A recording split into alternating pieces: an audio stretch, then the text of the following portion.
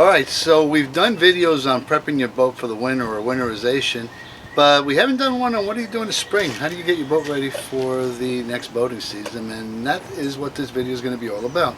So let me get started and go through what I would normally go through in the spring or early summer, and show you how I get my boat ready for the season.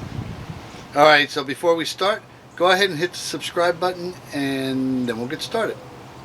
Alright, so the first thing we want to focus on is electrical.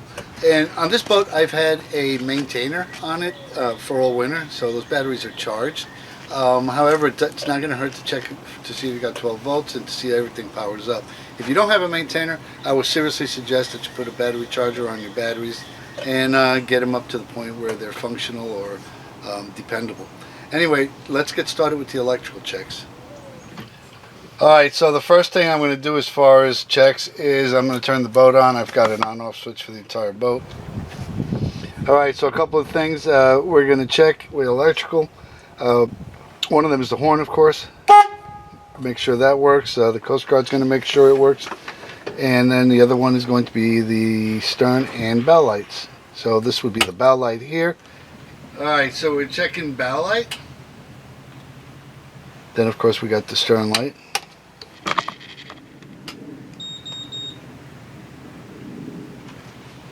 The next thing I'm going to do is turn my fish finders on and make sure that we're getting power there and everything works correctly with them.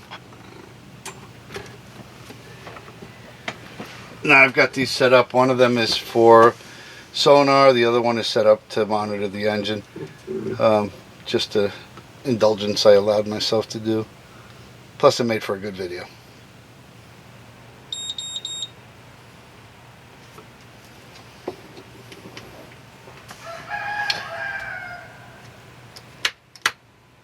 So the next thing I'm going to do is check the radio.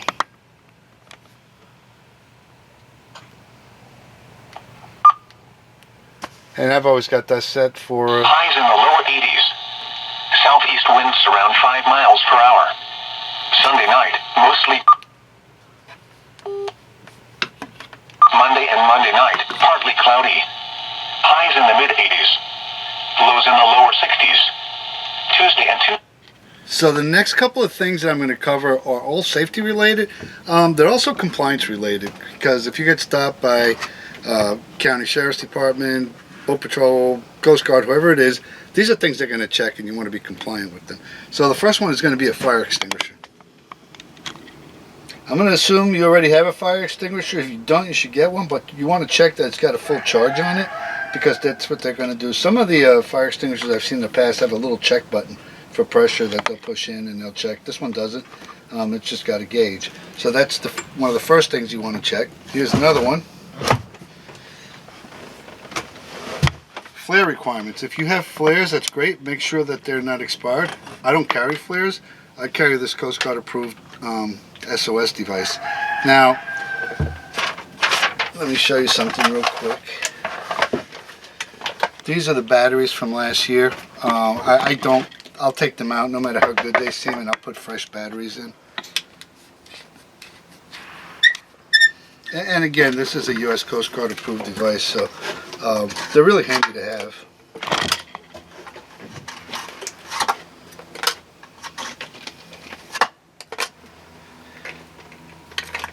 Now, they say not to test these, but I do, and I don't look at these things because they're extremely bright.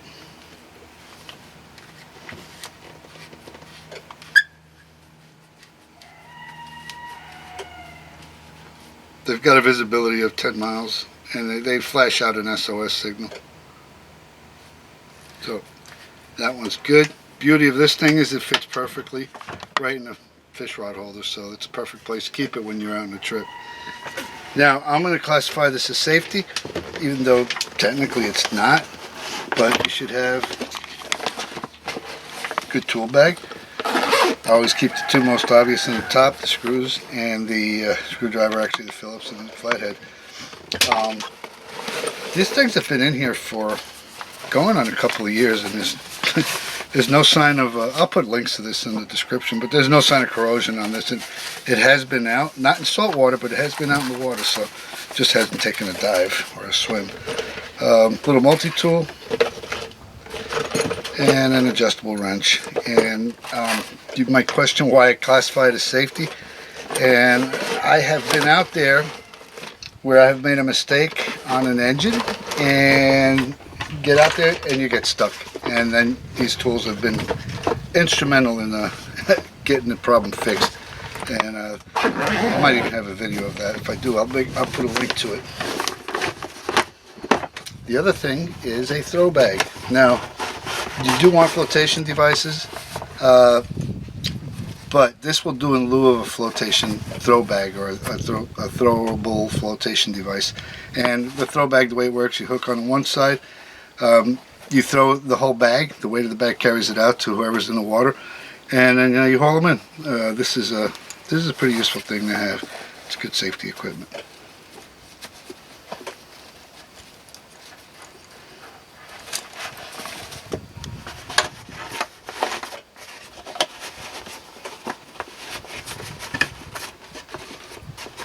And I keep all of this stuff within arm's reach so that you can reach it should you need it. So contrary to what I said a few minutes ago, the throw bag is not a suitable substitute. However, these two are. I'm going to throw this one away. I got this one fairly recently. It's new. But you know, in a pinch, you could also use the cushion on one of those. Now, it is not and does not satisfy the requirement as a PFD or a throwable flotation device, but it is there, and 4 snaps, so it's off and you can throw it. Of course, you want to have some dock rope. I have these rapids that hold some dock rope. I got 3 pieces of dock rope here, but in an emergency, if you need to pull another boat, these actually will do it. I've got some heavy duty rope as well, but I keep all of this handy. And don't forget your boat bumpers. More importantly, don't forget your paddle. I've got horror stories on not having a paddle. But a better one is when one of the last restorations we did, the engine shut down on us, wouldn't start up. It was October. There was maybe 3 or 4 boats in the lake, and every time we honked 3 times when they drove by, they waved at us with their little middle finger. So yeah, the paddle's important. And I think I paddled one of these boats, I don't know, about a mile before somebody towed us. So it's a good thing to have. It's also safety related. Alright, the last thing I'm going to talk about is life preservers. They don't have set expiration date, but the recommendation is that they be replaced every 2 to 3 years. They're relatively inexpensive, and at the very least you can get those cheap orangey, ugly looking ones. We do have, however, a couple of auto-inflates. And again, these also don't expire. At least the body doesn't expire, but what you should check is the auto-inflate feature, and I'll show you why. So on these devices, there's a CO2 cartridge. There's also a pull handle. There's something called a bobbin, and if you take the bottom out,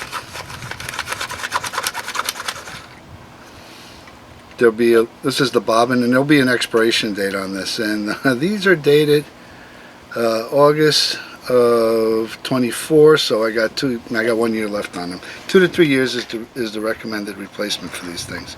So that'll be the last of the safety. Now we go on to something that's near and dear to all of us, is the engine. So let's go take a look at that. Alright, so you have a 2-stroke motor. This is not really applicable. However, for a 4-stroke motor, one of the things you want to do is check the oil. This would also be an opportune time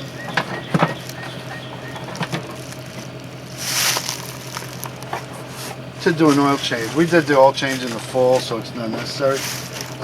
However, if you want it, there's a video you can right here.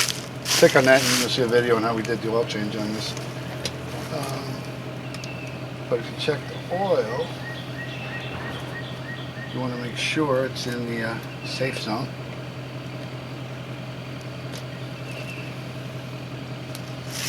In this case, it is about right in the middle of the safe zone, so we're good there. The other thing you want to check, if you haven't, is do the lower unit. We actually did the lower unit on this in the fall as well, so we don't need to do it. Or if you want to see the video on how we did the lower unit, again, I'll have a link to it right up here. So let me go on, and I'm going to start the engine. So we're going to put some water on it, make sure that the engine starts, of course, and more importantly, we want to make sure water's flowing, and we get a little stream of water going through the cooling system.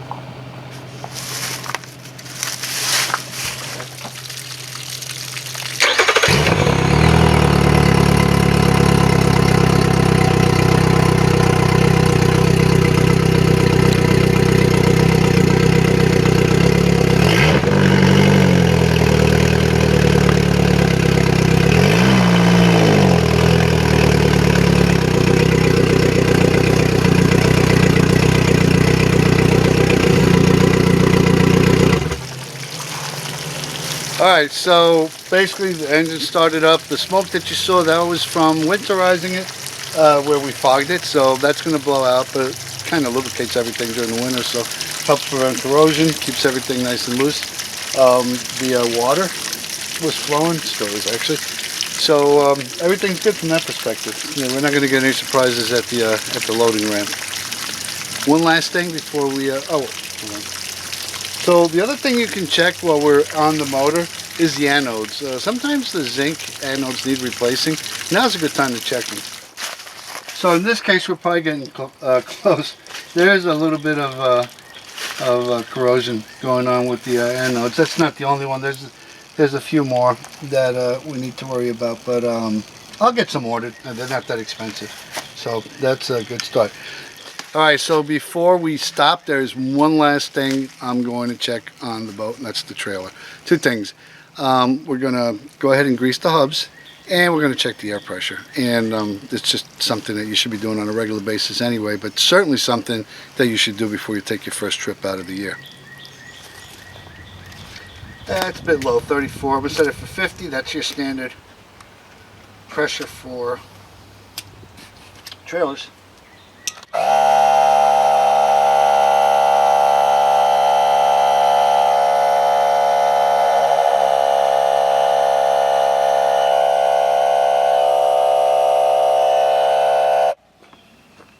PSI.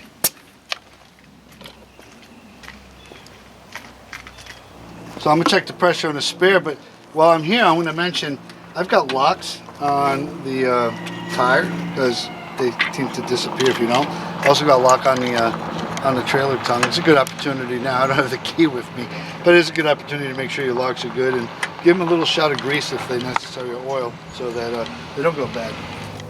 He's a little finicky.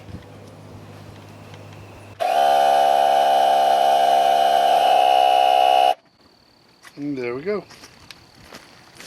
Alright, so I hope this video has been helpful to you. If it has, hit share and like, and don't forget to subscribe.